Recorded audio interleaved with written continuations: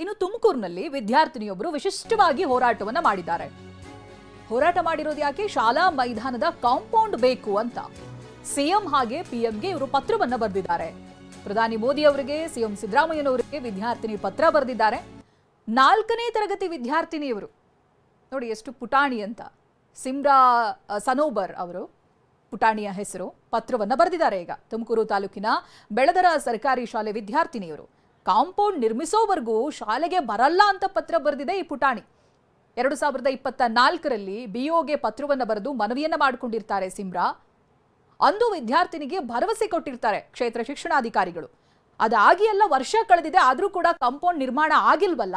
ಹಾಗಾಗಿ ಸಿಎಂ ಹಾಗೆ ಪಿಎಂಗೆ ಪತ್ರವನ್ನ ಬರೆದು ಕಾಂಪೌಂಡ್ ನಿರ್ಮಾಣ ಆಗೋವರೆಗೂ ಕೂಡ ನಾನು ಶಾಲೆಗೆ ಬರಲ್ಲ ಅಂತ ಈ ಪುಟ್ಟ ವಿದ್ಯಾರ್ಥಿನಿ ಪತ್ರದ ಮೂಲಕವಾಗಿ ಪ್ರತಿಭಟನೆಗಿಳಿದಿದ್ದಾರೆ. ಒಂದು ವಿನೂತನವಾದಂಥ ಹೋರಾಟ ಇದು.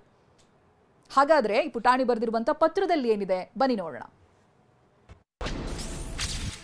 ನಾನು ಸಿಮ್ರಾ ಸನೋಬರ್, ತುಮಕೂರು ಜಿಲ್ಲೆ ಬೆಳದರ ಸರ್ಕಾರಿ ಶಾಲೆಯಲ್ಲಿ 4ನೇ ತರಗತಿ ಓದ್ತಾ ಇದ್ದೀನಿ. ನಮ್ಮ ಶಾಲೆ ಆಟದ ಮೈದಾನಕ್ಕೆ ಕಾಂಪೌಂಡೇ ಇಲ್ಲ. ಇದರಿಂದ ಬೇರೆಯವರು ಕಾರು ಸೇರಿ ಇತರೆ ವಾಹನಗಳನ್ನು ನಿಲ್ಲಿಸ್ತಾ ಇದ್ದಾರೆ. ನನಗೆ ಆಟದ ಮೈದಾನಕ್ಕೆ ಹೋಗೋದಕ್ಕೆ ಭಯ ಆಗ್ತಾ ಇದೆ. ದಯವಿಟ್ಟು ಕಾಂಪೌಂಡ್ ಕಟ್ಟಿಸ್ಕೊಡಿ.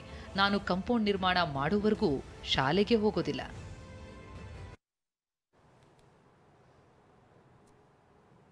ನೋಡಿ, ಇದು ಅವರು ಬರೆದಿರುವಂತ ಪತ್ರ. ಇದೆಲ್ಲ ಆದ ನಂತರ ಅವ್ರು ಮಾತನಾಡಿದ್ದಾರೆ ಟಿವಿ9 ಜೊತೆ. ಏನ್ ಹೇಳಿದ್ದಾರೆ ಬನ್ನಿ ನೋಡೋಣ. ಅಲ್ಲೊಂದು ಆಟದ ಮೈದಾನ ಐತೆ, ಅಲ್ಲೆಲ್ಲ ಗಾಡಿಗಳು ಎಲ್ಲ ನಿಂತ್ಕೊಳ್ಳುತ್ತವೆ. ನಮಗೆ ಆಟ ಆಡೋಕ್ಕೆ ಜಾಗ ಇಲ್ಲ. ಅಲ್ಲೊಂದು ಚೌಟ್ರಿ ಐತೆ, ಅಲ್ಲೆಲ್ಲ ಮದುವೆ ನಡೆಯುತ್ತೆ. ಅವರು ಹೇಳಕ್ಕೆ ಹೋದ್ರೆ ಅವರಿಗೆ ಬೈಯಕ್ಕೆ ಬರ್ತಾರೆ.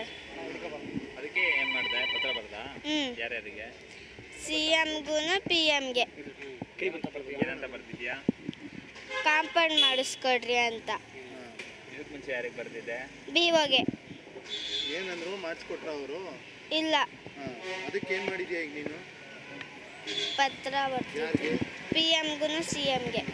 ಕಟ್ಸ್ಕೊಡ್ಲಿಲ್ಲ ಅಂದ್ರೆ ಏನು ಮಾಡ್ತೀಯಾ? ನಾನು ಶಾಲೆಗೆ ಹೋಗಲ್ಲ.